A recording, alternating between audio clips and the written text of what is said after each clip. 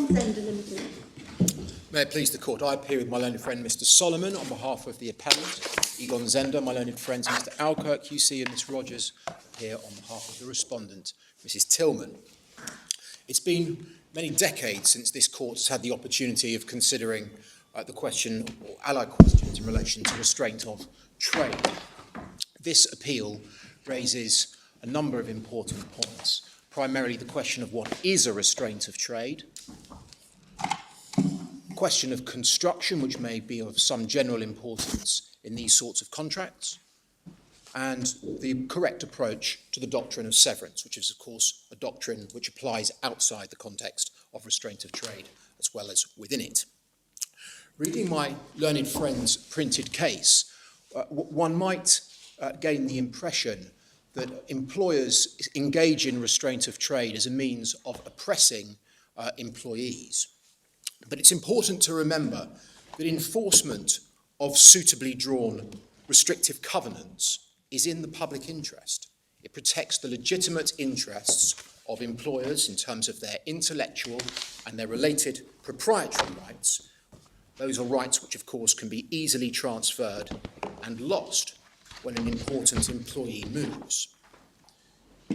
It may be wrong to talk about this area of law in the context of fashion, but it's fair to point out that in the late 60s and 70s, non-compete covenants fell out of fashion, and they were substituted on a not infrequent basis by non-solicitation and non-dealing clauses. And the view that was taken at that time that non-solicitation and non-dealing clauses were adequate to protect the legitimate interests of most employers. Whatever the position at the end of the 20th century, the position now has reversed. In the digital age, it is all too easy, with so much information being accessed at the drop of a thumb drive, for individuals to wittingly or unwittingly do harm to their former employer. Accordingly, because it is important to be able to police protections against using confidential information and customer connections, non-competition covenants have resurfaced. This case concerns a non-competition covenant. This is a case involving a recruitment company, an executive search company, and a senior employee of that company. As the judgment of Mr. Justice Mann at first instance indicates, when Mrs. Tillman entered her employment, she was regarded as, quote unquote, a bit special. There were high hopes for her future development as an employee in this business. As Mr. Justice Mann notes in the judgment, she negotiated herself a significant guarantee in terms of guaranteed first year and second year bonus. The contract contained a non-competition covenant along with non-solicitation and non-dealing clauses. After years of very well remunerated employment, she resigned and she announced her intention to go and work with a competitor. Her intention, as announced, would have been in breach of the plain words of the non-competition covenant. My client sought an injunction, and hence we were listed before Mr. Justice Mann. Before Mr. Justice Mann, Mrs. Tillman deployed a large number, broad range of arguments suggest that an interim relief should not be granted. All of those arguments founded. Mr. Justice Mann granted the injunction based upon the terms of the non-competition covenant. Mrs. Tillman successfully appealed to the Court of Appeal on a single basis. The construction point that we deal with in ground 2, plus, of course, what came into play at that stage was the severance argument that we deal with at ground 3. As my ladies and my lords would have appreciated from our printed case, the Court of Appeal noted that there was something unmeritorious about this outcome. The point observed by the Court of Appeal was that it may be said to be unmeritorious that Mrs. Tillman should escape the application of the covenant in circumstances where she never had any intention of taking up a shareholding, the shareholding issue being, of course, an issue upon which the Court of Appeal decided against my client. But there's another element as well of unfairness, we say, and that is that the scope of the restriction in this case, assuming such a restriction to exist, is extremely narrow, a point I shall come back to. I'm going to turn to the three grounds of appeal. I'm going to take them in the order in which they're presented in our printed case. The first ground of appeal is this. We say that the doctrine of the restraint of trade is not engaged by this case. And as we acknowledge in our grounds of appeal in our printed case, it is not a point that we have taken up till now. It is also a point which we develop without prejudice to our primary position in this case, which is set out in ground 2, which is that on ordinary principles of construction, the contract in this case does not in fact prohibit on a post-termination basis any shareholding. Many hours have been spent on this side of the court working out whether it makes more sense to develop ground 1 first or ground 2 first. We've decided in the end to develop ground 1 first, and unless the court indicates otherwise, that's how we intend. You take your own course and you'll find out for yourself whether it works better that way around or the other. Well, yeah. So the important issue that we introduce at ground 1 is what is a restraint of trade. And we propose to develop our arguments under this ground under 3 subheadings. First of all, we propose to enumerate a number of propositions which we say apply and which are relevant to this head. Second, we will look at the development of the law insofar as it is relevant to the question of what is a restraint of trade. And thirdly, we will tie those earlier two headings up and look at how they apply to the facts of this case. So can I turn first of all to our list of propositions? First, the principal aim of the restraint of trade doctrine, insofar as it applies in employment cases, is to protect workers against losing their ability to exercise their trade or to earn their livelihood. Proposition 2. There is a corresponding public interest in permitting workers to be able to work in capacities in which they most effectively use their skills. 3. The contractual agreements which may engage the restraint of trade doctrine are not fixed. 4th, whether a given contractual restraint engages the doctrine depends upon its practical effect. 5th, where a contractual restraint limits an individual's ability to provide his labour, the restraint of trade doctrine will ordinarily apply. Finally, where a contractual restraint limits an individual's ability to use his capital, the restraint of trade doctrine will ordinarily not apply. And my ladies and my lords, can I just indicate at this stage that in light of the respondent's printed case, we had a look again at the way that we presented our propositions in our printed case in the grounds of appeal, and we're happy to acknowledge that we may have overreached in suggesting that the doctrine could never apply to any restriction on shareholding, no matter the circumstances. So by way of illustration, it may well be the case that a contractual restraint which prohibited an employee from ever owning any shares at all for the remainder of his or her life would be found objectionable under the doctrine. That is not the case that we are concerned with. But that's mixing up the question of whether the doctrine applies and the reasonableness of the restraint in question. Well, as I hope to demonstrate, Kind of is a problem that trundles the whole way through this case. as I hope to demonstrate, it's those two issues are not unlinked.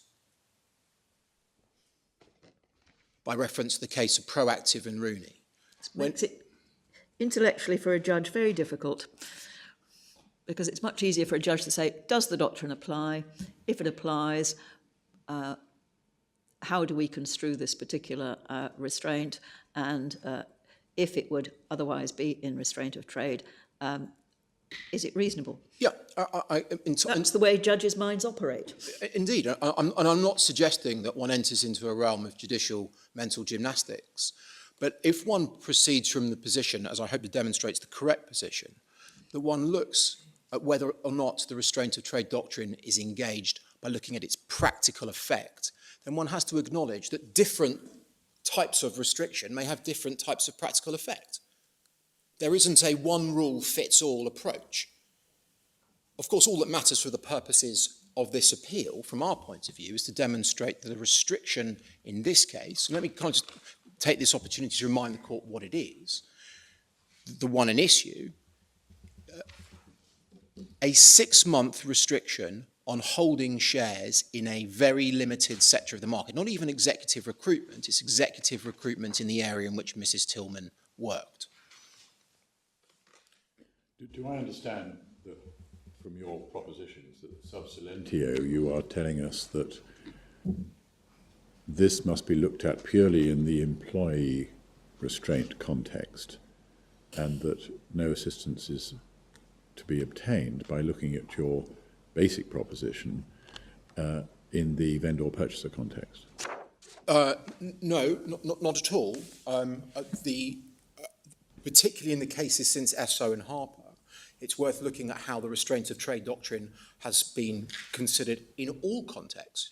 And my lord, I will take the court through those cases that have been decided from Esso and Harper onwards.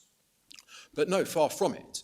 In terms of trying to establish what the principles are, I'm very much conscious that there are relatively few cases that directly address the question, what is a restraint of trade?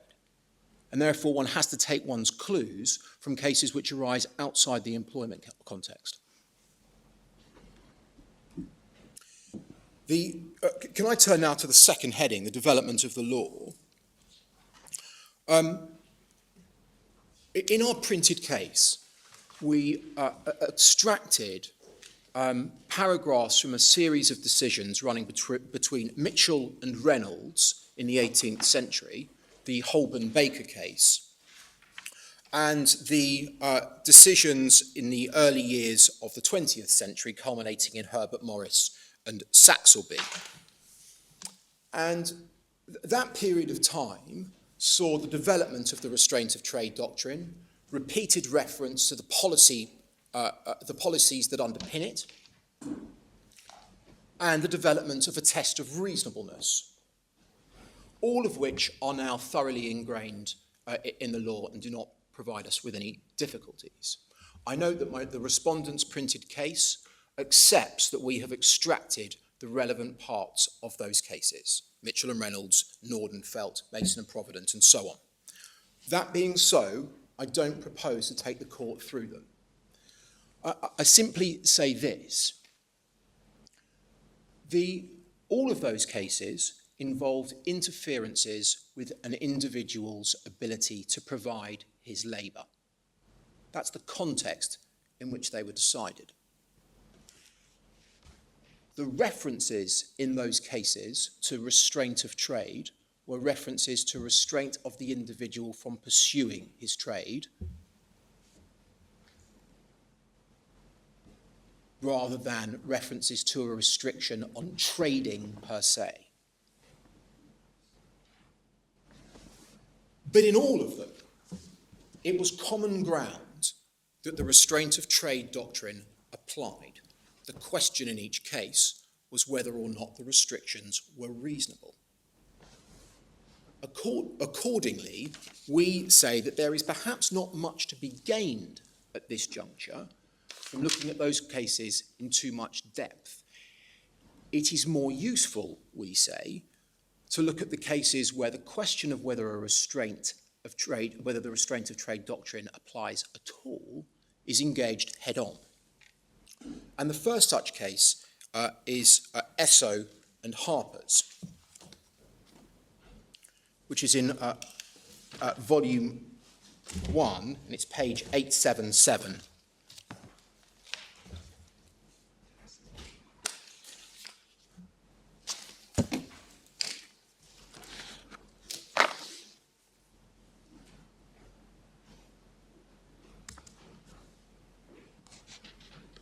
This was an appeal to this court in relation to solus agreements affecting the relationship between a garage owner and a petroleum supplier.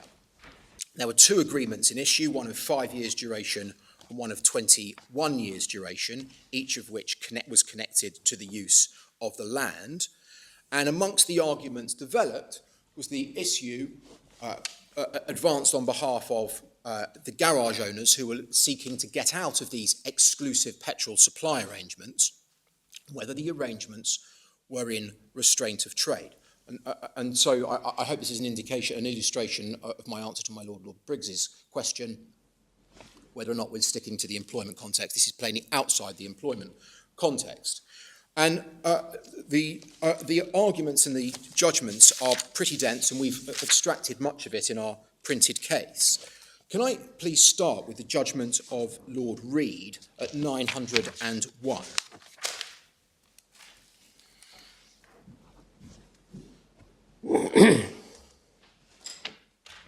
At D, Lord Reid turns to the first question in the appeal, whether the agreement is to be regarded in law as an agreement in restraint of trade. He then goes on to talk about the doctrine being of ancient origin and the difficulty of finding cases which arise outside the master-servant or vendor-purchaser context. He says at F, I have not found it an easy task to determine how far principles developed for the original categories have been or should be extended. There's then a reference to the Adelaide steamship case. And if we could turn over, please, to page 902. Lord Reid notes Nordenfelt, often regarded as the foundation stone of the modern law. He says that this fell within the old categories, and it may be misleading to take the well-known passages out of context and try to apply them to cases of quite different nature. At 903C, he states the test. If a contract is within the class of contracts in restraint of trade, the law which applies to it is quite different to the law which applies to contracts generally. In general, unless a contract is vitiated by duress, fraud, or mistake, its terms will be enforced, though unreasonable or even harsh and unconscionable. But here, a term in restraint of trade will not be enforced unless it is reasonable. A little further down, between E and F, Lord Reid observes it's much too late now to say that this rather anomalous doctrine of restraint of trade can be confined to the two classes of case to which it was originally applied, but the cases outside these two classes afford little guidance. He then refers to one of those cases outside the two classes, the case of McEllistrim, a case where a society had implemented a change in its rules, a dairy society had implemented a change in its rules to prevent its members from selling any of the milk that they produced except to other members of the society. And there was a lock-in provision, as we can see from the top of page 904. The plaintiff sought a declaration that the new rules were in unreasonable restraint of trade. And there's a citation at 904 from Lord Finlay's speech. The present case is really governed by the principle there enunciated that public policy requires that every man shall be at liberty to work for himself and shall not be at liberty to deprive himself or the state of his labour, skill or talent by any contract that he enters into. This is equally applicable to the right to sell his goods. And Lord Reid observes that he doubts whether this last sentence is quite accurate. It would seem to mean that every contract by which a man agrees to sell his whole output, or even half of it, for any future period to the other party to the contract, is a contract in restraint of trade, because it restricts his liberty to sell as he pleases, and is therefore unenforceable unless this agreement can be justified. And the last line of that paragraph, but McEllistrom's case at least establishes there comes a point at which such a contract can come within the doctrine of restraint of trade.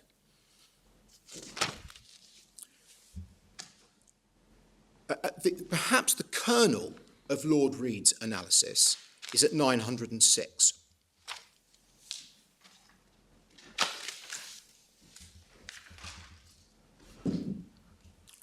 At the top of that page, A, he says as follows: as the whole doctrine of restraint of trade is based on public policy, its application ought to depend less on legal niceties or theoretical possibilities than on the practical effect of a restraint in hampering that freedom which it is the policy of the law to protect.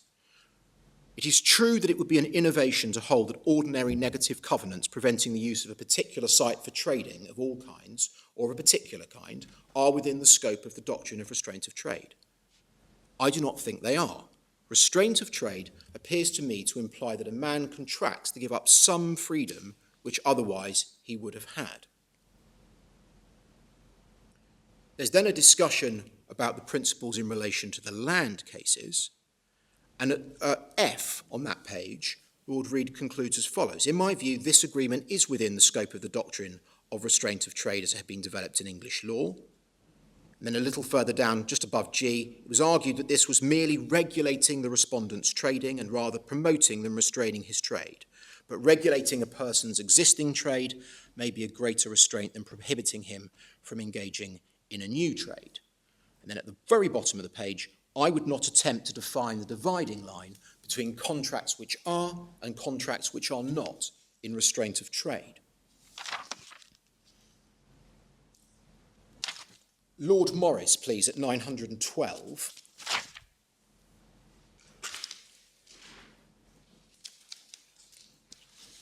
Address this quickly.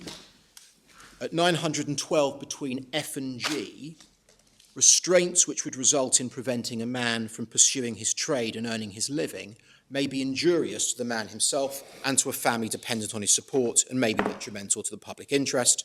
The abhorrence of such restraints can be strong enough to prevail over certain well-accepted principles.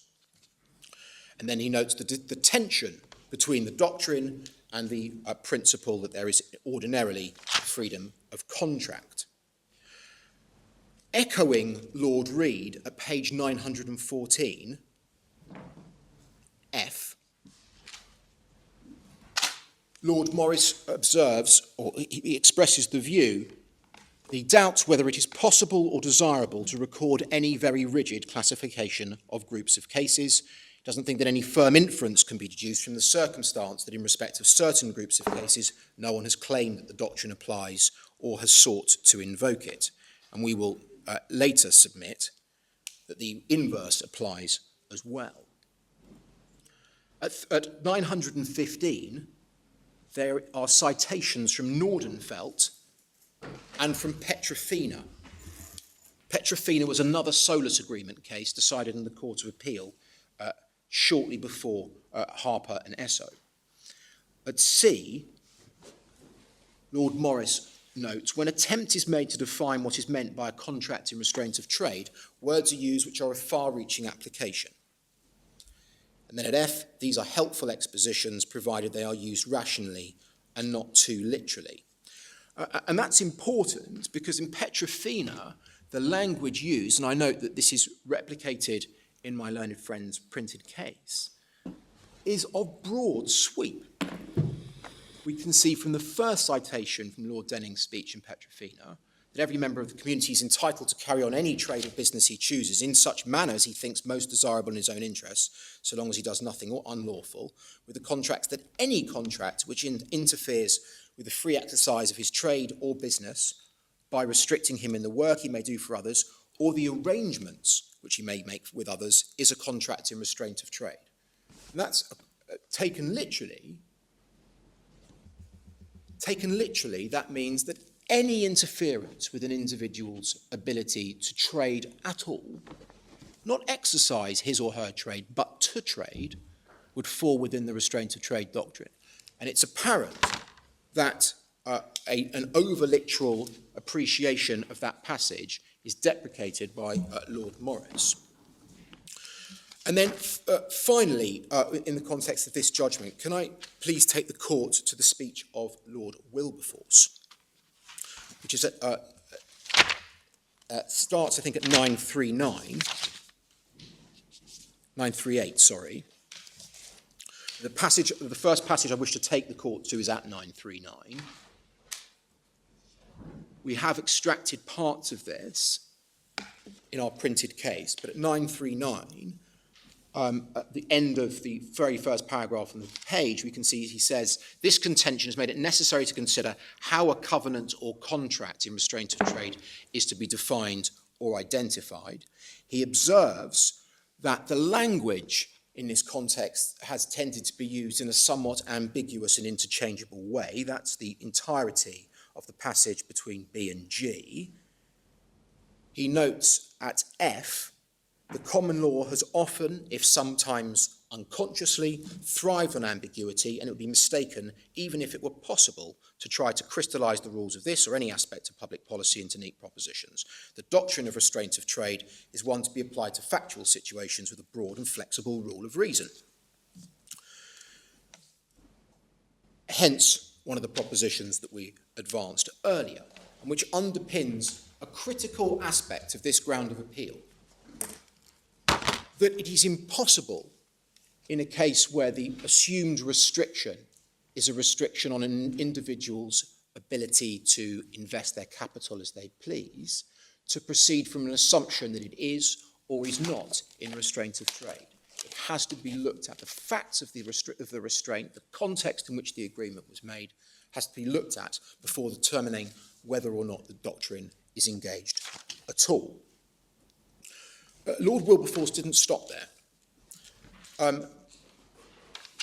At the bottom of page 939, he states, he refers to the judgment of Chief Justice White in Standard Oil Company, New Jersey, in the United States. That is indented on the following page. And at C to D, Lord Wilberforce notes that one still finds much enlightenment in these words.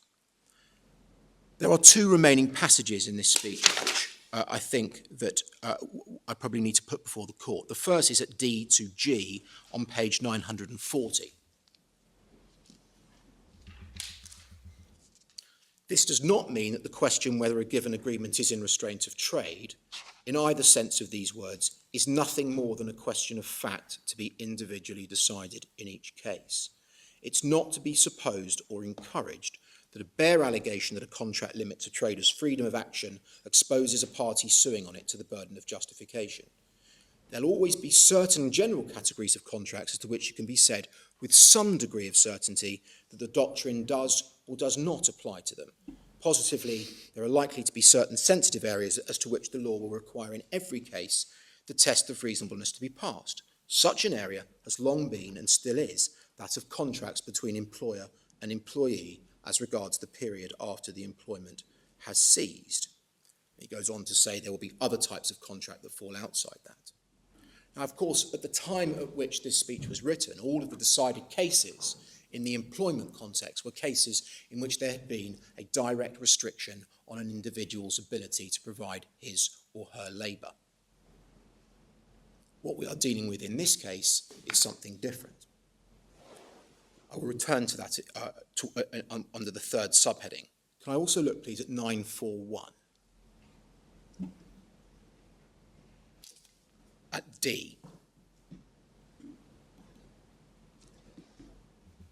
Some such limitation upon the meaning in legal practice of restraints of trade must surely have been present to the minds of Lord Macnaghten and Lord Parker. They, of course, were the judges in Nordenfelt and Mitchell and Reynolds, respectively. They cannot have meant to say that any contract which in whatever way restricts a man's liberty to trade was, either historically under the common law or at the time of which they were speaking, prima facie unenforceable and must be shown to be reasonable. They must have been well aware that areas existed, and had always existed, in which limitations of this liberty were not only defensible, but were not seriously open to the charge of restraining trade. Their language, they would surely have said, must be interpreted in relation to commercial practice and common sense. Did you say that Lord Parker, the reference to Lord Parker, was Mitchell? That's right. I think that's right. I thought it was Adelaide. Oh, forgive me, it is Adelaide. I'm sorry. I beg you. It is Adelaide. It is, which we've got in the authorities bundle. Very well. I apologise. My error. I am asking myself whether Mr. Nordenfelt... I'm sorry, my lord, I didn't catch that. I am asking myself whether Mr. Nordenfelt would, after selling his business to a company, have been free to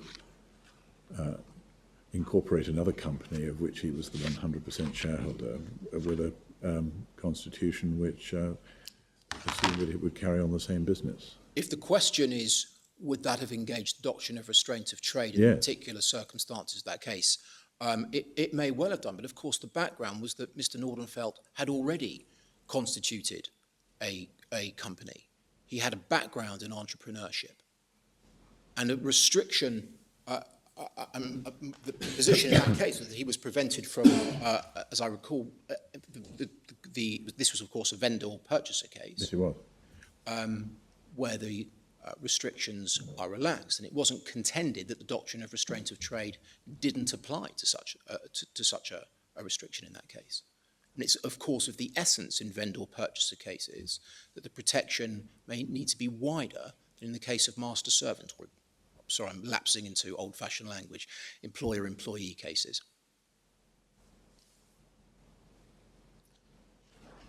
Well, then we come back to Lady Hale's point. It's really, in the light of that inevitable concession, it is probably easier to analyse it in terms of the application of the doctrine, but is it reasonable, than some a priori exclusion of this type of situation. Well, I can see that there may be some situations where that might be said to be a neat solution. But what of a case where there is a restriction, or a tiny restriction in a post-employment, a post-termination restriction? One that doesn't affect trade at all, for example. One that requires an individual not to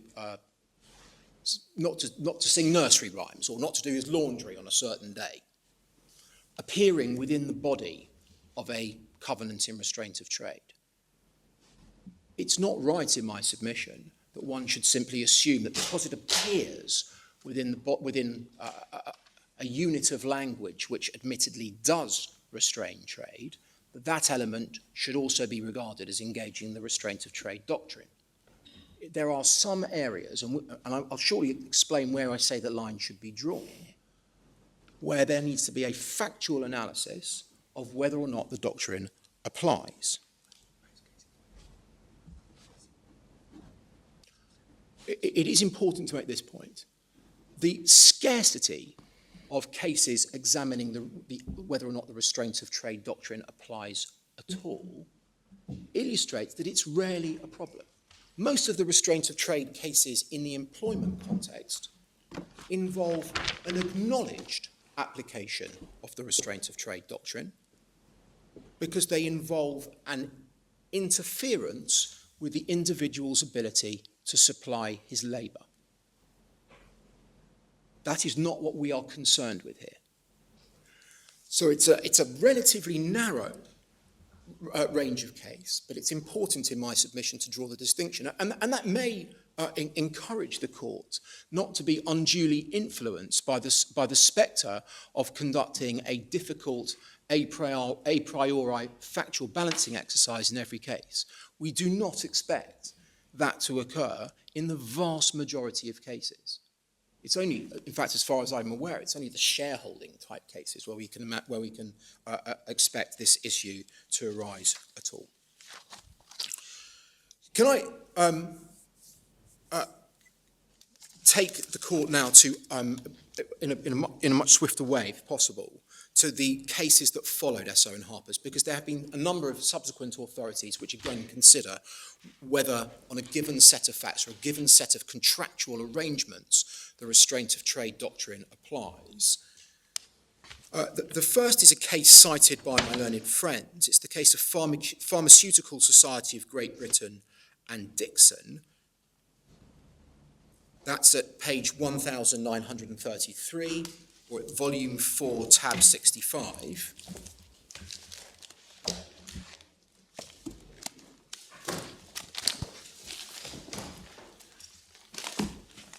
I can deal with this quite quickly. This was a case where the Pharmaceutical Society of Great Britain, it's a case in the House of Lords, a case where the Pharmaceutical Society of Great Britain proposed to introduce restraints on what pharmacists could sell in their pharmacies.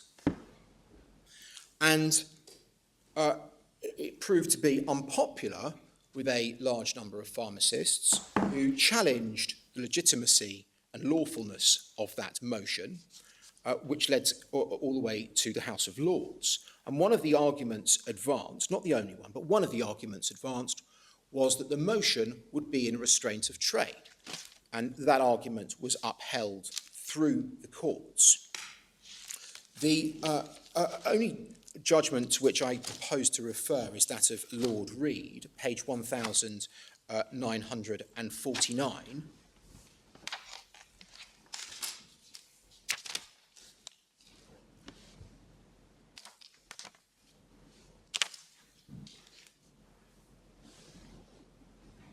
He observes at the outset of his speech that pharmacy is a profession.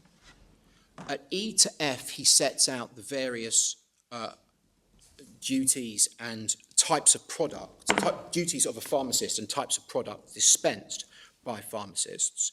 And then at G, this, that pharmacists should be engaged in trade is regarded by many pharmacists as undesirable, but it is generally recognised that comparatively few chemists' shops could survive without engaging in some degree of trading.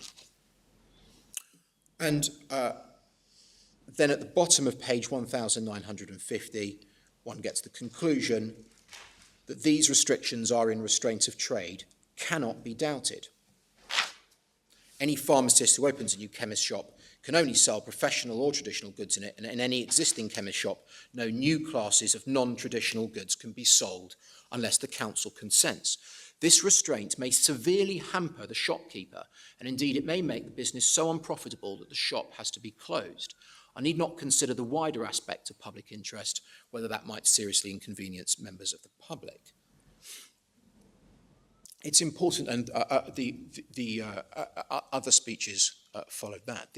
It's important to note in my submission that when considering whether the doctrine of restraint of trade applied in this context, what we see is the House of Lords applying the requirement that one looks at the practical effect of the restriction.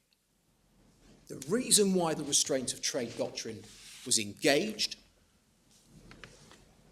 was because, as Lord Reed observed, without the application of the doctrine, the motion, if passed, would drive many pharmacists to the wall. It had a serious practical impact upon their abilities to maintain their livelihoods. Can I note in passing the case of Schroeder Music Publishing and Macaulay? We've extracted it in our printed case. I remind the court of the bundle reference, it's 1015. We've cited the relevant extract at paragraph 32. The decision in that case was that the restraint of trade doctrine applied in relation to an exclusivity agreement between a music publisher and a young songwriter, famous ultimately for the hit Build Me Up Buttercup. The relevant extract is at paragraph 32 of our printed case, and that's page 64 of the core volume.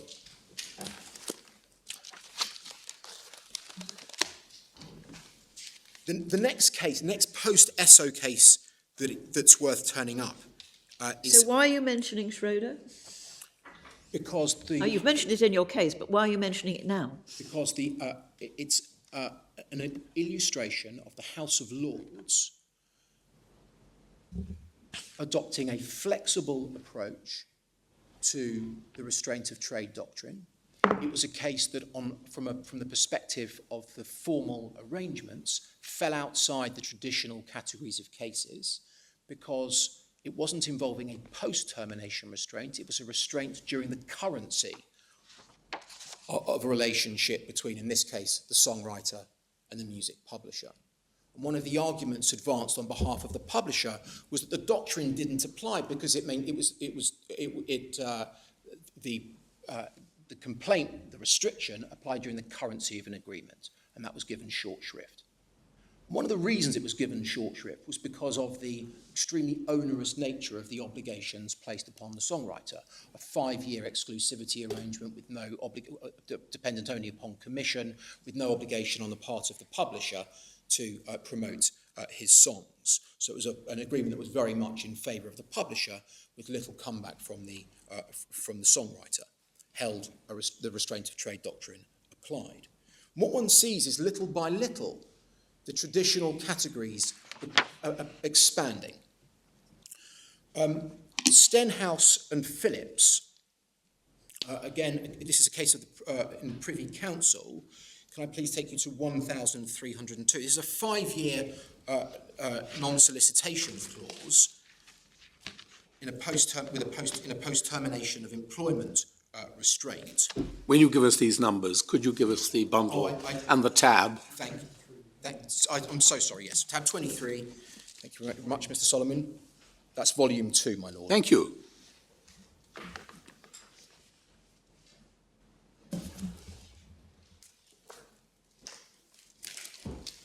Sorry, could you give me the number again? Because I wrote it down wrong. 1302. 1302, thank you. 1302.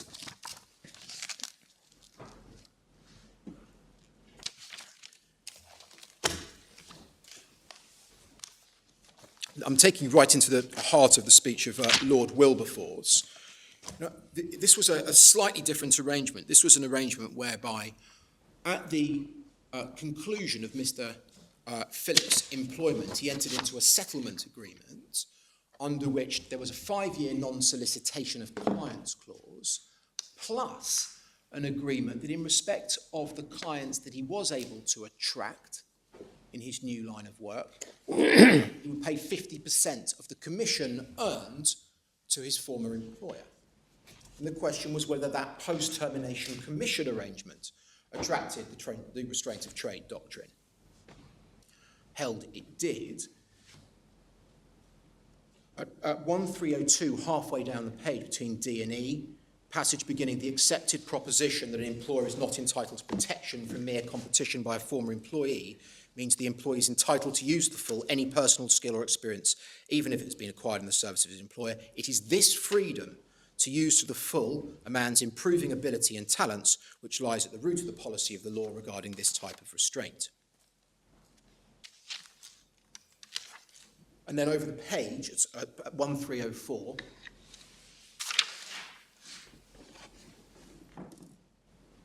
at G, whether or not a particular provision operates in restraint of trade is to be determined not by the form the stipulation wears, but as the statement of the question itself shows, by its effect in practice.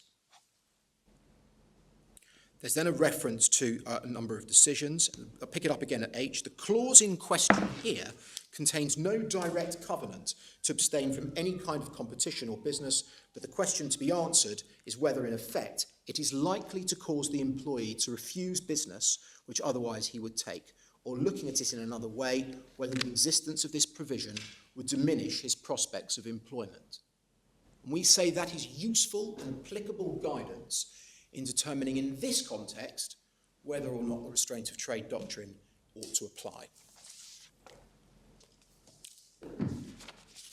The final authority is the case of Proactive and Rooney.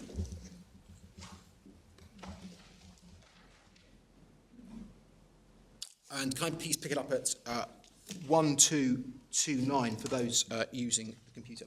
Was it tab 9 and tab 19 in volume 2? This was a case involving the validity or otherwise of an image rights agreement entered into by the footballer Wayne Rooney and his wife. It was an 8-year agreement entered into when Mr. Rooney was in his late teens and just burst onto the scene as a professional footballer. After 6 years of this agreement, which was an exclusive agreement as far as the exploitation of his image rights was concerned, Mr. Rooney purported to terminate the agreement. He was sued in relation to the balance, the remainder of the term, and by way of defence, Mr. Rooney contended, amongst other things, that the agreement was in restraint of trade. At first instance, that argument was successful, and the sports agent, Proactive Sports Management, appealed to the Court of Appeal, and my lady, Lady Arden, was sitting in the Court of Appeal and gave the legal judgment. Can I go through this, first of all, at 1233, it's page 1233. There's a reference at paragraph 13, a summary of the judgment of Judge Hegarty, who had held at first instance that the IRRA was unenforceable on grounds of restraint of trade. Please could we go to 1240.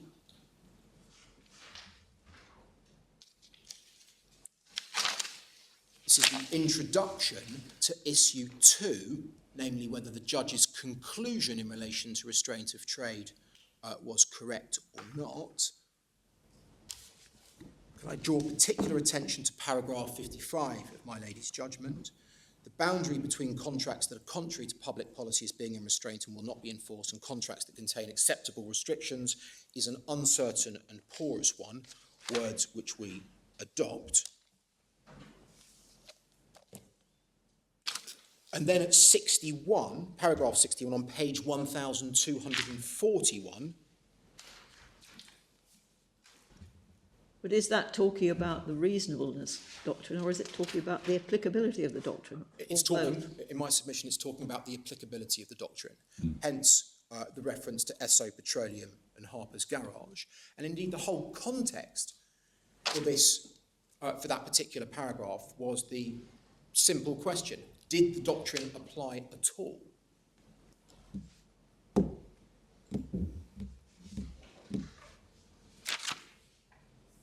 Well, your thesis is that you've got to look at the effect in an individual case of the particular clause in order to decide whether it is a restraint of trade provision or not. Is that right? Not in every case, because there are some cases where it's so obvious. And I was about to take my lord to a passage which makes it clear, at least in some respects, where the dividing line might lie, or where a dividing line might lie, where it's possible to categorise certain cases as always attracting the doctrine. We're happy to do so. But in cases which involve interferences with an individual's liberty to trade, we say that one has to look at it on a case-by-case basis by reference to the facts.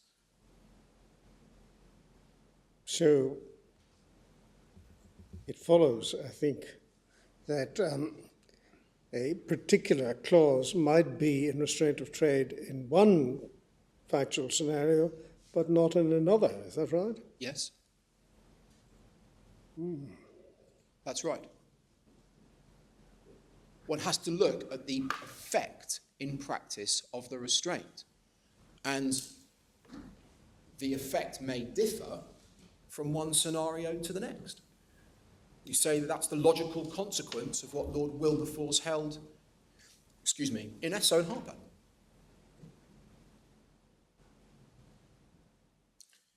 The passage, the paragraph I was going to take the court to is at paragraph 61, as I say, does give some indication. The doctrine, that's page 1241, my lady. The doctrine is clearly engaged by contracts that restrict the whole of a person's services and which are oppressive. And we say that's a useful indicator of where the line can safely be drawn. And the court will remember that I drew attention to the passage in the speech of Lord Wilberforce, where he spoke of there being some contracts with which one can say with some certainty always attract the doctrine, that is contracts of employee and employer governing post-termination activities, where, as is reflected by paragraph 61, they restrict the whole of a person's services, the doctrine is engaged. The discussion, the conclusions of my lady in relation to this issue start at 1247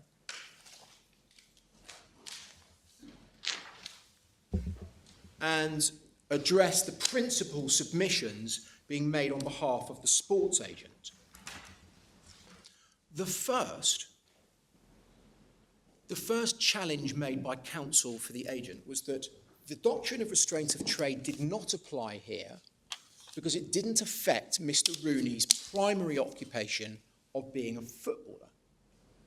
Held at paragraph 93 on page 1248, that a person's ancillary activity of exploiting his image rights is just as capable of protection under the doctrine of restraint of trade as any other occupation. Public policy is concerned with the manner in which a person may properly realise his potential, not only for the good of that individual, but for the economic benefit of society generally. It cannot logically matter whether the realisation is a person's primary activity or not. Protection for the other party to the contract is that the restriction is not a bar to enforcement of a contract, if it is capable of justification as being reasonable. So at that point, what is being spoken of is the restraint of trade doctrine applying because the activity which was being restricted, namely exploitation of Mr. and Mrs. Rooney's image rights, was ancillary, i.e. supportive or connected to the primary activity of being a footballer. Paragraph 95 picks this up. Mr. Jeans, as counsel for the agent, first challenge seems to me to confuse two types of ancillariness. I'll go to the second one, ancillariness. The first sort of ancillary feature in contracts which fall within the doctrine is the one that appears in this case, namely an ancillary occupation. The second sort of ancillary feature in the context of restraint of trade is that of an ancillary restraint exacted on, say, the sale of business from the vendor, not to compete with the business being sold. But these restraints are generally outside the doctrine of restraint of trade or its application because they are ancillary to the real business of the contract. I'm not going to pick up the second challenge by Mr. Jeans. It doesn't really apply in this case. But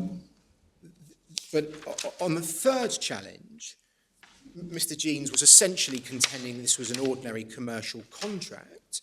And from the bottom of page 1248, that's paragraph 98, through to paragraph 102, my lady looked at elements of the contractual arrangement which she held, or following Judge Hegarty, observed Judge Hegarty had noticed, took the contract out of the norm.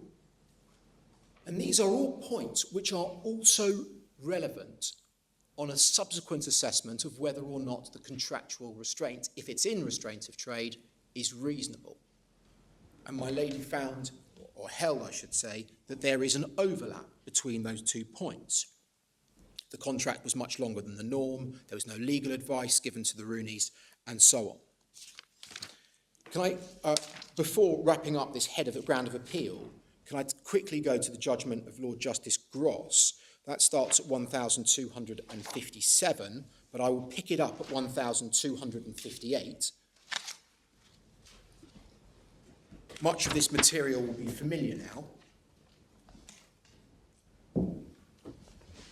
At paragraph 148, setting out his exposition of the relevant principles, the question of which contracts attract the doctrine of restraint of trade cannot be answered in a mechanistic or formalistic way.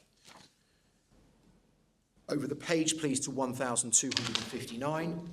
Sixthly, when addressing the question of whether a contract attracts the doctrine of restraint of trade, the contract must be considered when it is made. See Schroeder, Music Publishing, and Macaulay. And then at 1260, Lord Justice Gross gives his reasons for dismissing the appeal.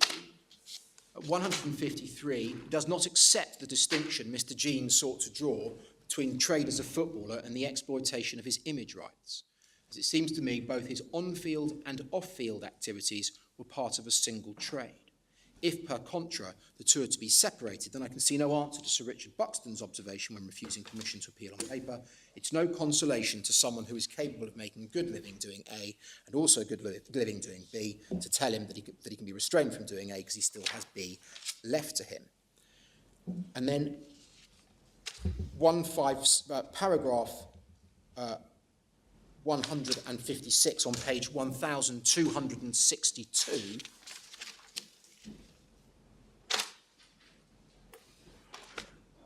for completeness, I'm unable to accept the submission advanced by Mr. Jeans that the duration of the IRRA was relevant only to reasonableness and not to whether the IRRA attracted the doctrine of restraint of trade.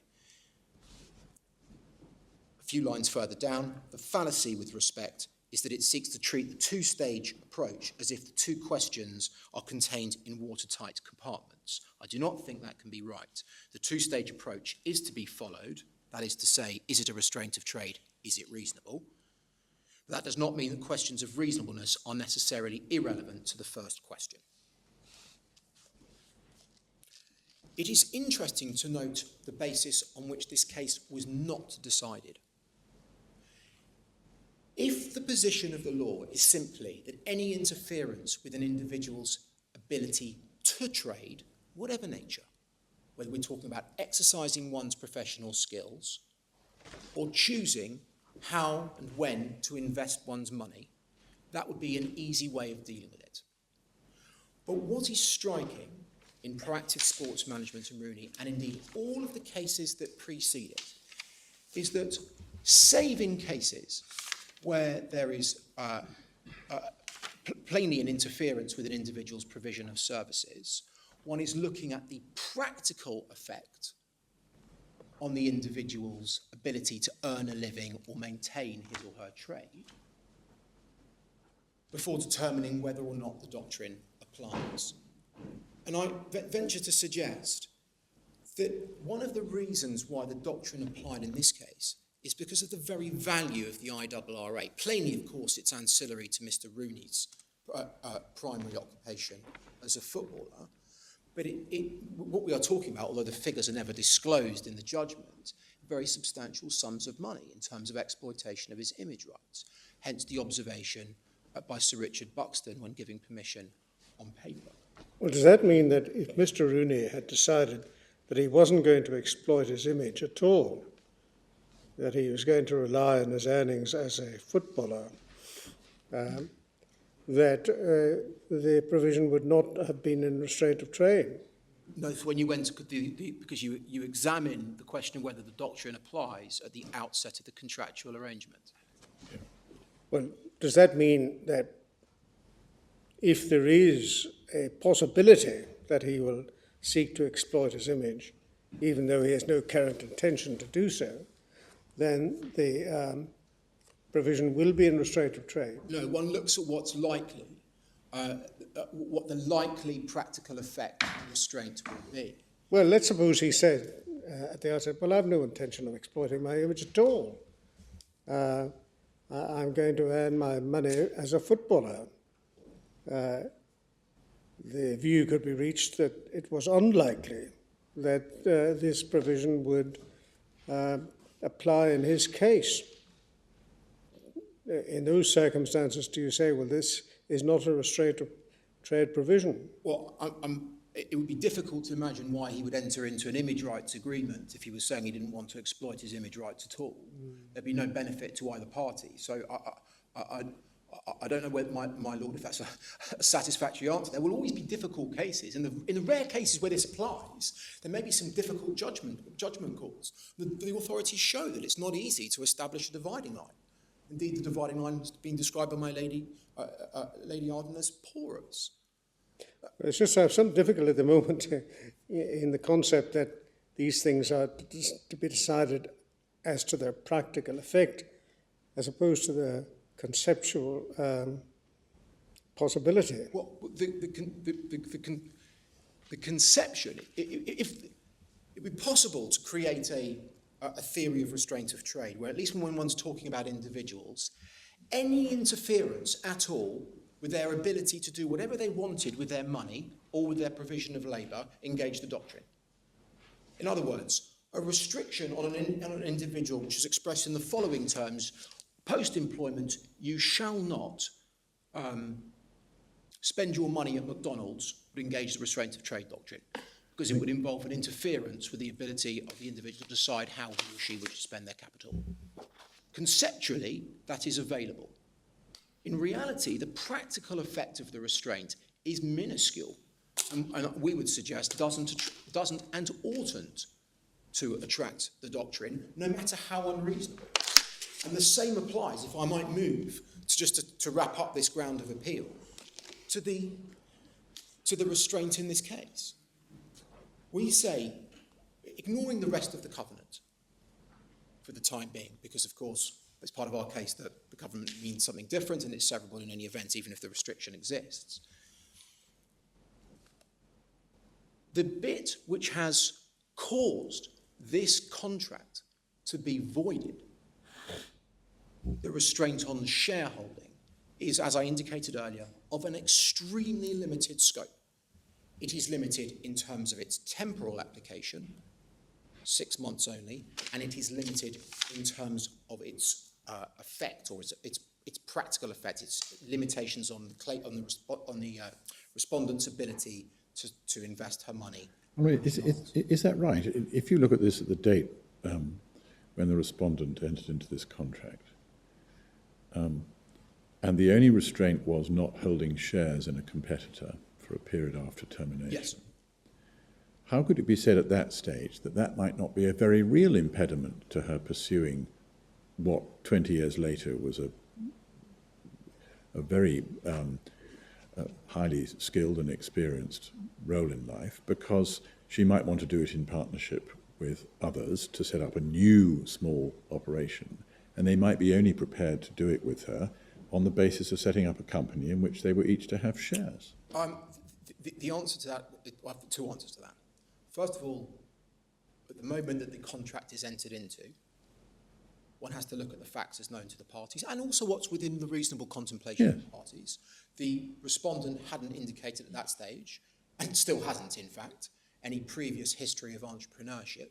So it would be entirely speculative as to whether or not she might at the conclusion. But it's the ordinary experience of people that if you make a success in a particular field, you start out by being employed by somebody else, and at a later stage you may well want to set up on your own. Well, and in this day and age, we do that usually for good reason by setting up companies. Can I turn to the second answer that I have to that, which is one doesn't look at the restriction in isolation. No. One looks at it in conjunction with the other restrictions that apply.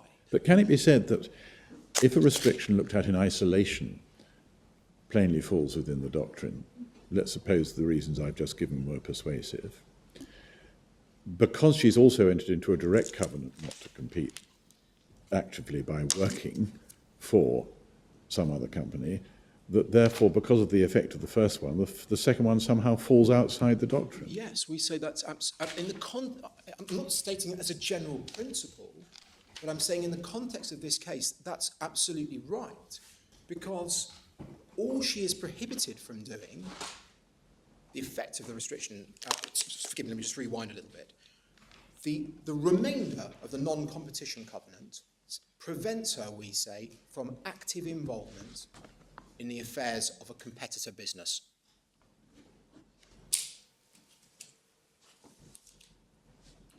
If I return to my Lord's initial premise, which is that it's commonplace for people after a successful career in employment to set up companies, I would accept that proposition. But it isn't commonplace for them to do so as silent or completely passive investors. What they want to be in a position to do is to use the skills, knowledge and information that they've obtained during the course of their employment to date in order to make a success of the new undertaking. And that wouldn't be open to Mrs. Tillman in this case. That's why you have to look at the practical effect of the restraint in the context of the overall contractual arrangements. And my Lord, we say it's a short point.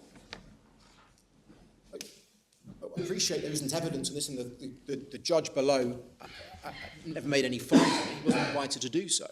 But it's obvious, we say, that in a case such as this, the practical effect, judged at the outset of the employment, particularly by reference to what was likely,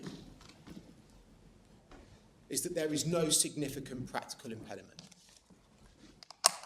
Are you now really on to ground two? I'm going to move on to ground two, if I may.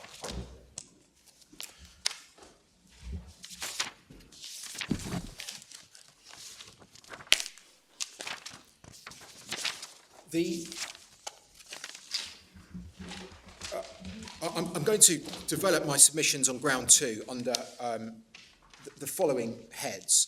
First, the modern approach to construction. Second, the validation principle. Third, analysis of this contract.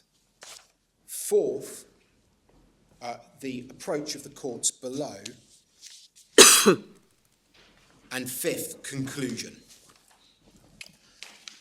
I'm going to say very little about the modern approach to construction because I have no doubt that this court does not wish to be referred to Rainy Sky and so on again. Can I simply state for current purposes that we particularly rely on the passages at Rainy Sky, paragraphs 21 to 25, and that's page 1986.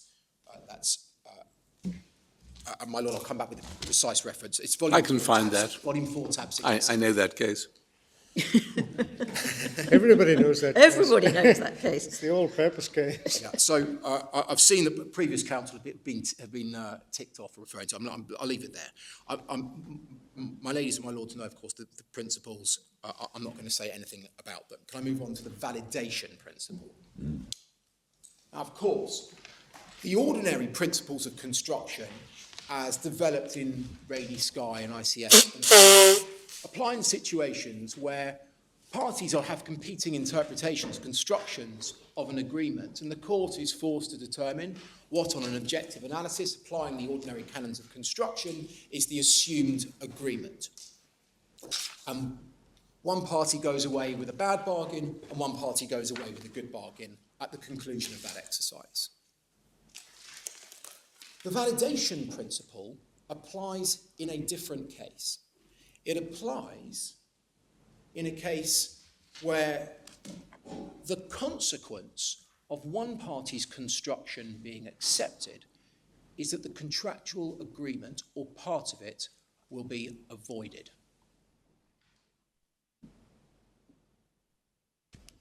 The validation principle is the principle which is referred to as the saving the clause doctrine. But on what basis will it be avoided? It will be Because otherwise you get into a circular argument, don't you? I'm of course not suggesting that the effect of the validation principle, which I'll look at in a little bit more detail in a second, is to always save cases, it's to save contractual arrangements. Always save restraints of trade. Well, some in some What I cases- meant by the circular argument. Well, that's a danger of it. We don't press it too far. But nonetheless, it must have some effect. Why does it have some effect? Because restraint of trade cases, just like any other contractual agreement, must be assumed to be, it must be assumed that it's the intention of both parties that the agreement is valid, that it provides no greater than reasonable protection for the covenantee's legitimate business interests. That is the deemed intention when entering into the contract. And so the validation principle gives effect to that where possible. So it extends the already flexible canons of construction available pursuant to the rainy skyline of authorities.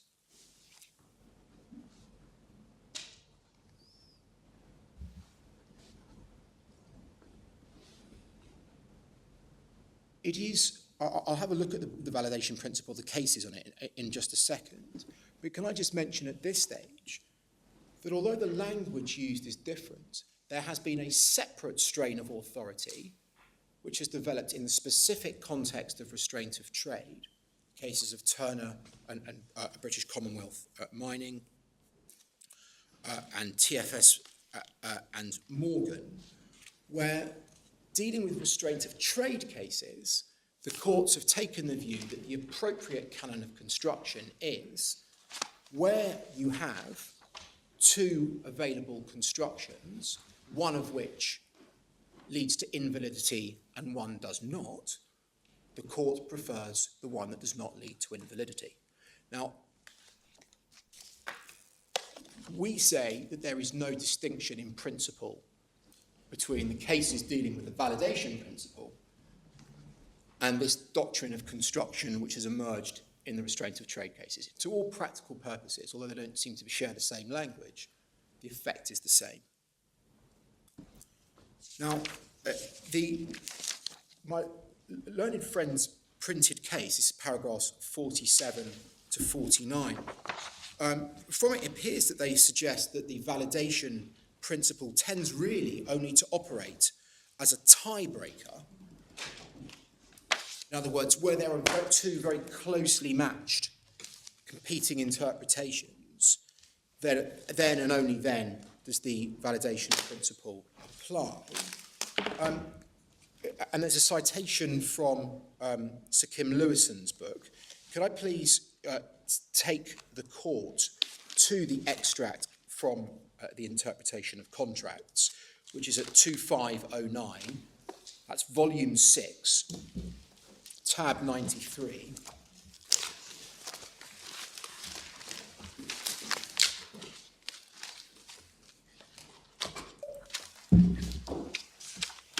Page. 2509. Sorry, thank you.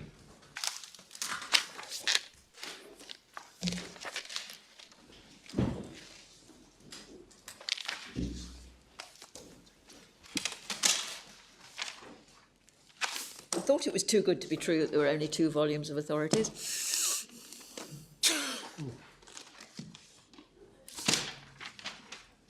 No, the point is, I've only Does got my 2 lady not volumes have of the authorities. others? Does my lady not have the others at all? Now, obviously, I've got them electronically, and that's what I tend to read. But no, I have only 2 volumes of authorities. Likewise, I have only 2.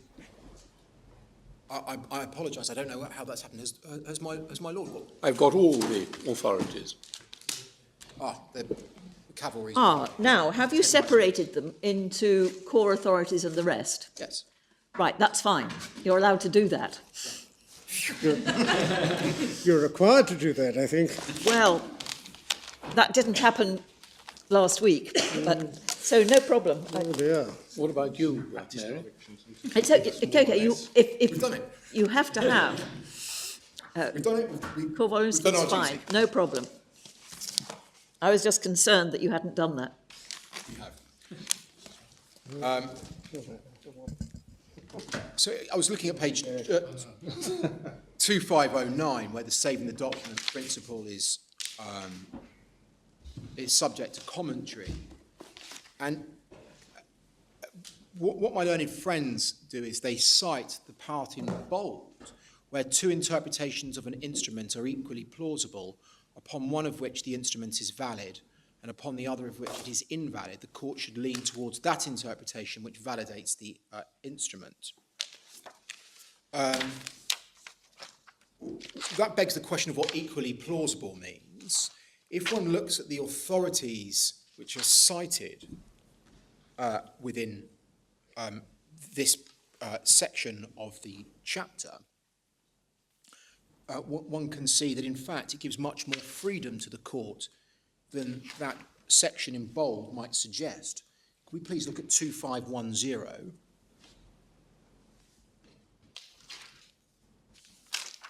Perhaps it means are both plausible.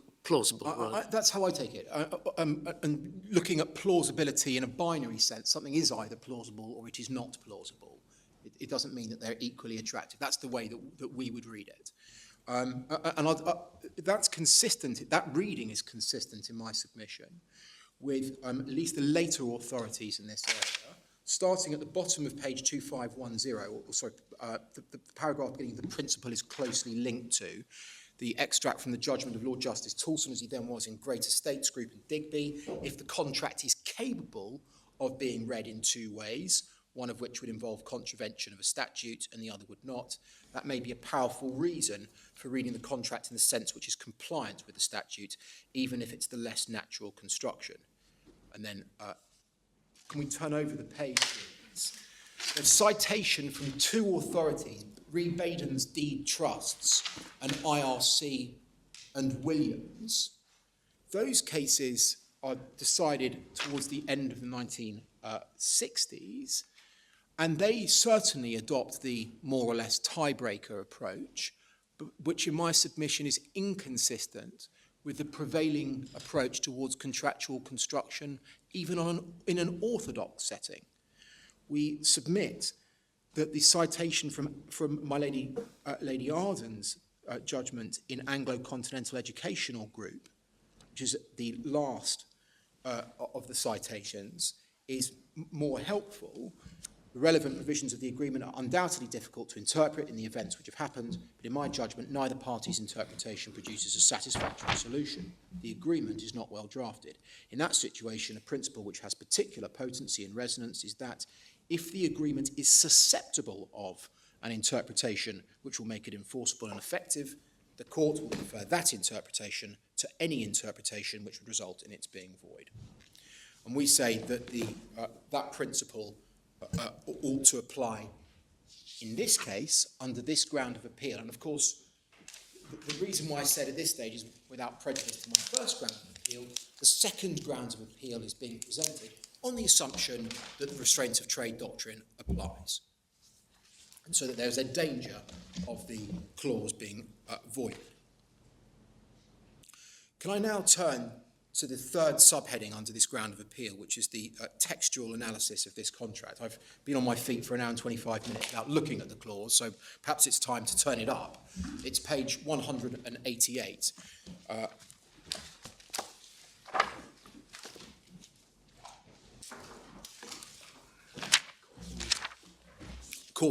That's a core volume, of course. Did you say 188? 188, yes. Thank you.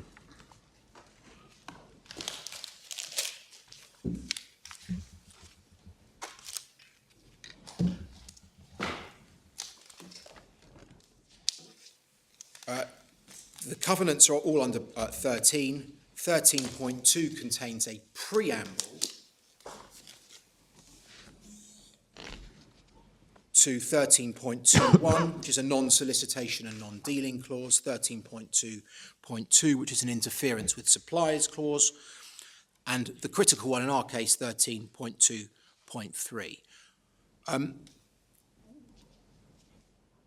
We wish to advance the following arguments in support of our contention. that interested in 13.2.3 does not encompass shareholder. Argument 1.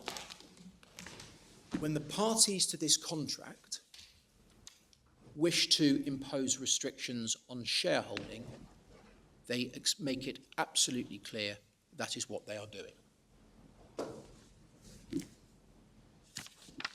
That is the point which is demonstrated by clause 4.5. That's page 182.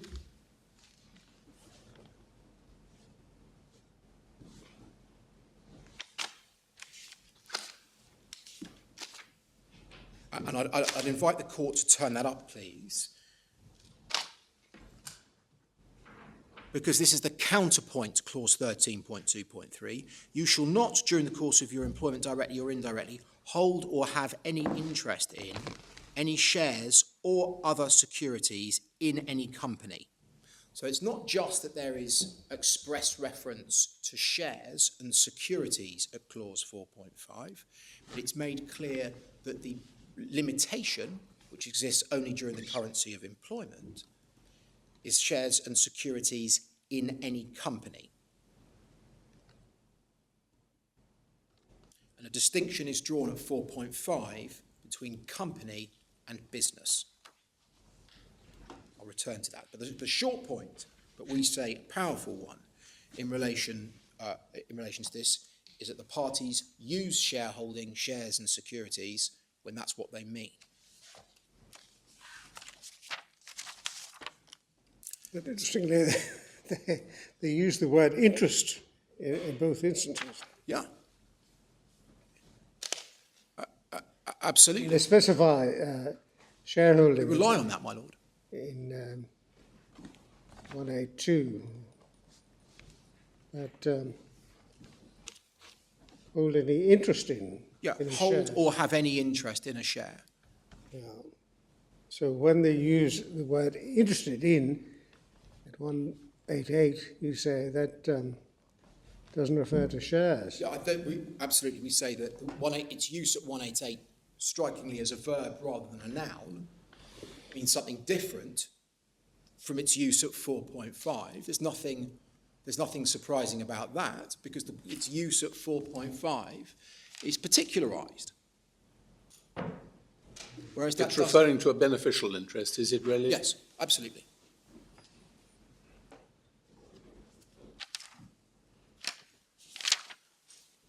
So you think there's a difference between being interested and having an interest? Yeah, we do think there's in this contract in this context. We do think there is, but that's not the big point though in relation to this. The big point is, or the bigger point is, the decision to use the language of shares, stocks, and securities when that's what the parties mean.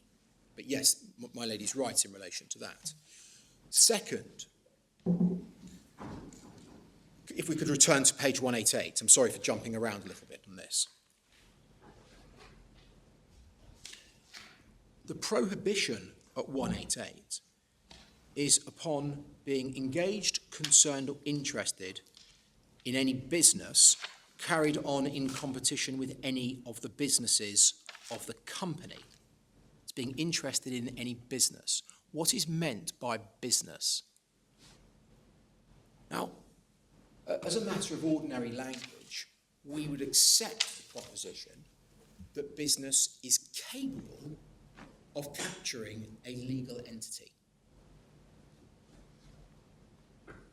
I opened a new business. I have shares in a business. But it can also mean something different, an activity or activities. Carpentry, plumbing, executive recruitment in the financial services sphere. And in this context, it means the latter.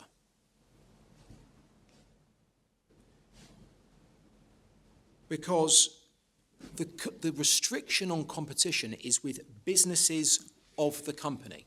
In other words, it can't be companies of the company, it can't be legal entities of the company. It must be the activities of the company.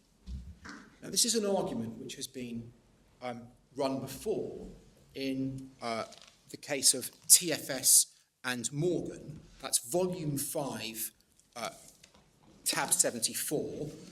That's page 2081.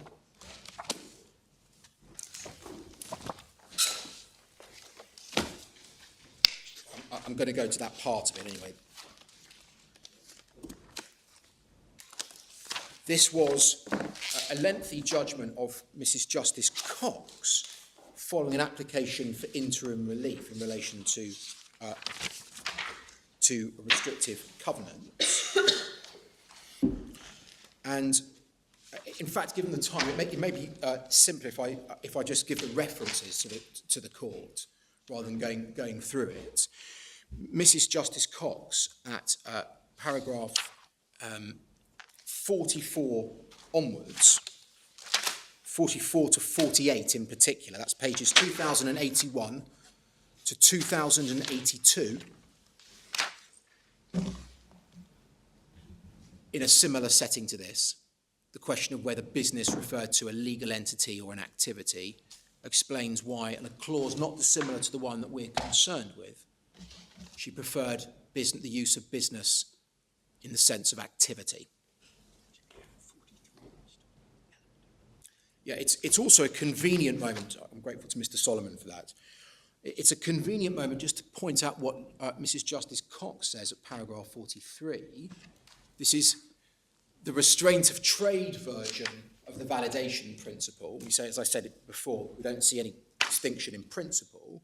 She says, I accept Mr. Reed's submission, this is 2081, that if, having examined the restrictive covenant in the context of the relevant factual matrix, the court concludes that there is an element of ambiguity and that there are two possible constructions of the covenant, one of which would lead to a conclusion that it was an unreasonable restraint of trade and unlawful, but the other would lead to the opposite result, the court should adopt the latter construction on the basis the parties are to be deemed to have intended their bargain to be lawful and not to offend against the public interest. The formulation that she uses is two possible constructions of the covenant.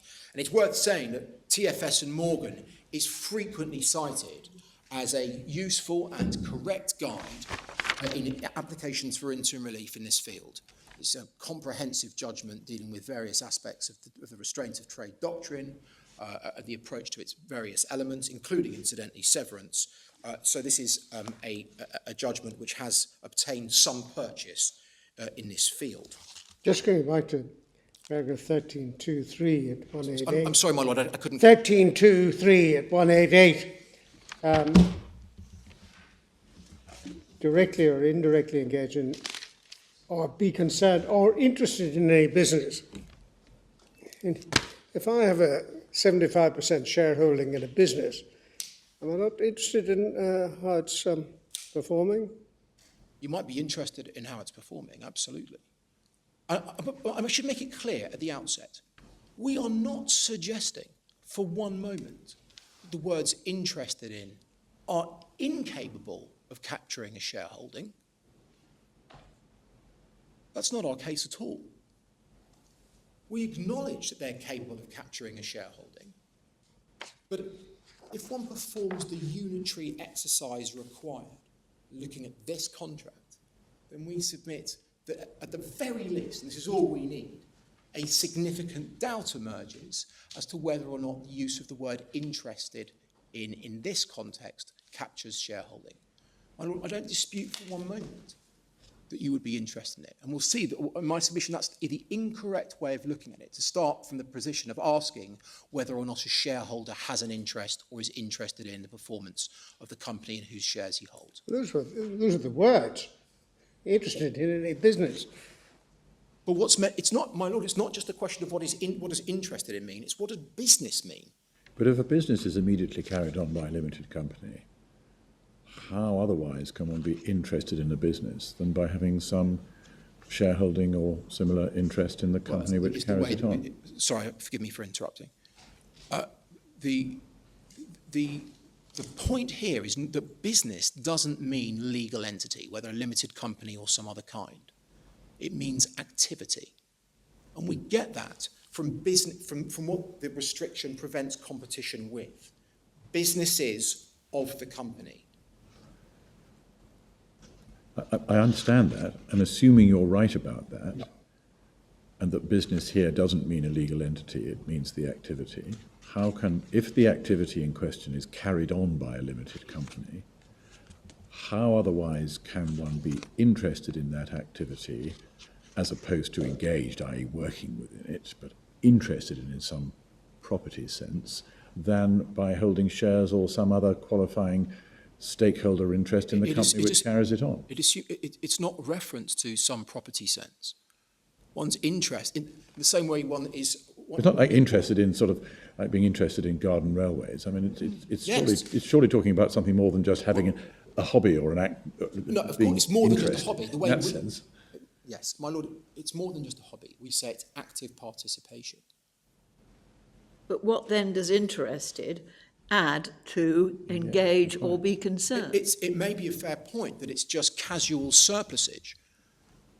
Oh, come on. The reality is these sorts... This is your covenant, isn't it? It's our covenant, and it's not unusual in covenants of this kind to find the descriptors put in all sorts of different ways to cover all sorts of eventualities. But we still need to know what it does cover. So what is You're the very keen eventuality? on what it doesn't cover, but what does it cover? Well, the covenant as a whole, my lady, or... No. Interested in. The words we're interested in are the words interested in. And What do they in a cover? non-pecuniary sense, of course, what we say is, I'll stick to my guns on this, it covers active participation. So how does that differ from directly or indirectly engage or be concerned in? I say there's very So little it's difference. casual surplusage. Sorry, engage suggests that there is an element of subjugation, and that's to say engaged by. But I accept there's a huge amount of overlap between these categories. I'm not going to pretend that this is a felicitously drafted restriction. Well, there are two sides to this particular coin, aren't there? First of all, how can interested in add anything to the equation unless it means that, or at least comprehends being a shareholder? That's one side of the coin. The other side of the coin is, how can you be other than interested in the business if you're a shareholder? No, I accept that you can be interested in a business as a shareholder, but that's looking at it with respect from the wrong side end of the telescope.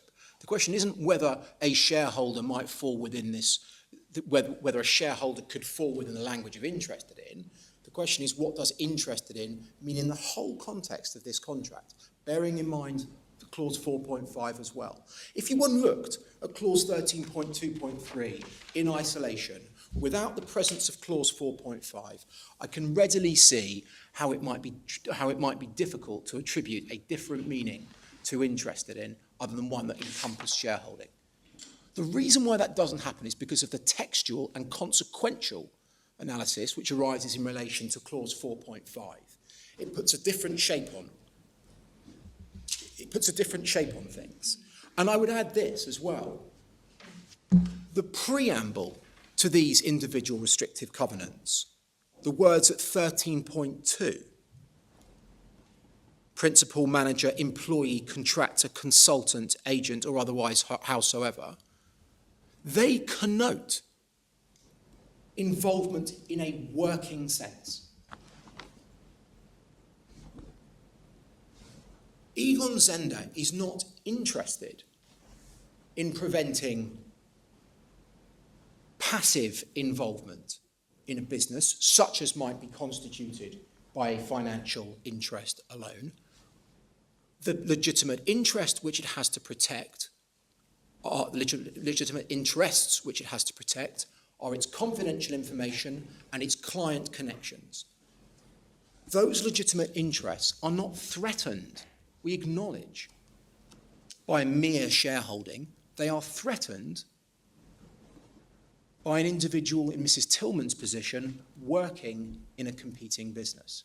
Are you saying a Ostem generis rule somehow applies to restrict that category, whether as principal manager, etc., Can that really be right when it uses the words otherwise, howsoever? I'm suggesting the words otherwise, howsoever, take their colour from what precedes them.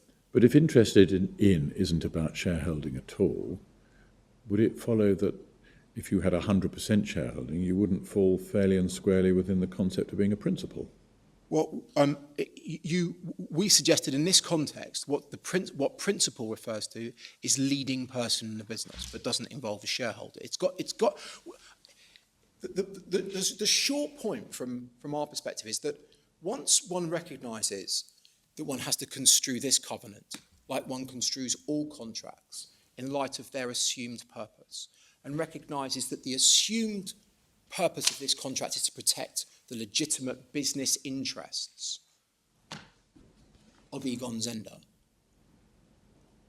those interests are only adversely affected, threatened, by an individual who is working in a competing business. A mere silent shareholder, even a 100% shareholder, provided in the unlikely situation in which we're considering that is an individual who has no active involvement, does not threaten the legitimate business interests. It is the use of confidential information and customer connection which is of critical importance. And so everything about this contract needs to be seen through that prism. But you might want to protect the employer from the use of confidential information by, say, an ex-employee who becomes a director of a holding company of a business in the relevant field.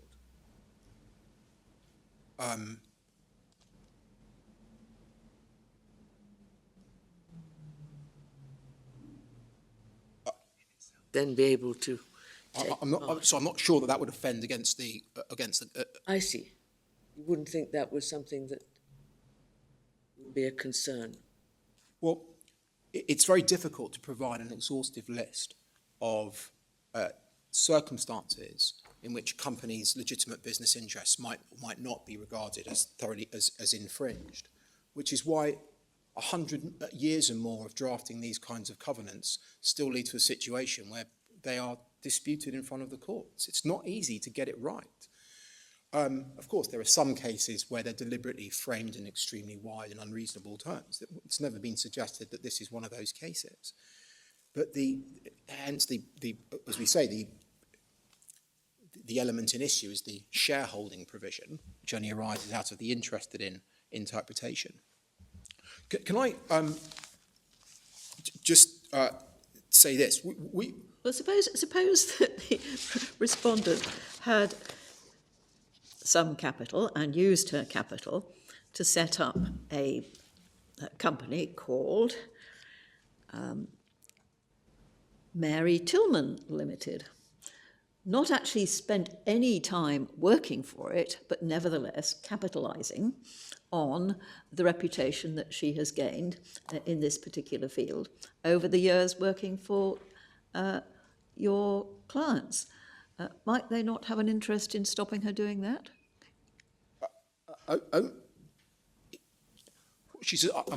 Forgive me. If she's a silent, she's the name. She uses her capital to set up this company. She doesn't play any part in the company because she is not going to engage or be concerned in a business carried on in competition, at least for 6 months. But nevertheless, it's her capital and her name that has been used to set the company. And just to be clear, it's a competing company, because that. Oh yes, right. Of course, that's why she's done it. Yeah, well, that's why her name is irrelevant. The short answer is no, because no interest in stopping her doing that. No, because that would be a covenant against competition per se.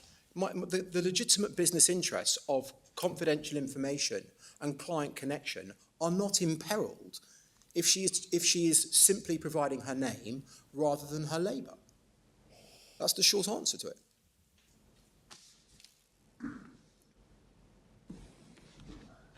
Well, if that was all you wanted to do, you could have done that with the other covenants. Well, 13.2 isn't. So I didn't catch that, my lady. I'm sorry, you say that you're only interested in her not using her confidential information and client contacts to compete with you. That's all you're interested in. Well, that is dealt with elsewhere, isn't it? Because you'll recall at the outset, I indicated that there had been something of a revival of the use of non-competition covenants. And one of the reasons for that is because experience teaches it's very difficult to police non-solicitation and non-dealing clauses despite the obligations that are imposed upon employees by them. And that, So you impose wider obligations on them, which are easier to police. it's recognised that wittingly or unwittingly, particularly in the case of confidential information, it is extremely difficult to police ordinary confidential information clauses.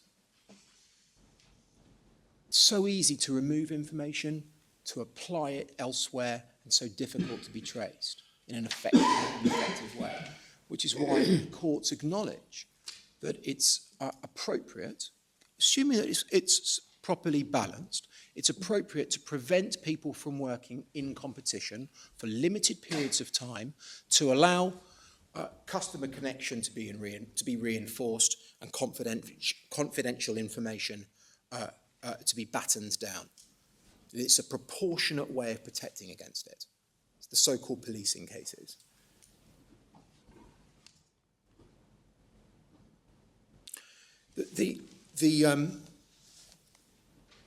Our net position in relation to this, to the textual analysis, is that it is, at the very least, interested in, gives rise to some ambiguity. And that's just a textual analysis alone. We also point towards an anomaly, a commercial anomaly, which results, if interested in does bear the meaning of holding shares. That commercial anomaly is as follows. It would mean that there was a greater restriction on shareholding post-employment than there was during the currency of employment.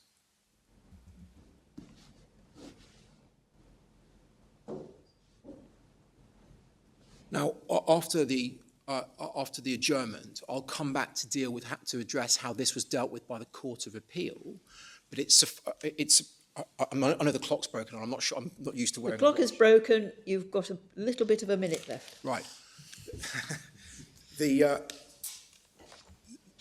point in relation to the anomaly I will deal with when we come back. But I will say this: it is, of course, the existence of an anomaly is a legitimate matter to take into account in considering what the contract means.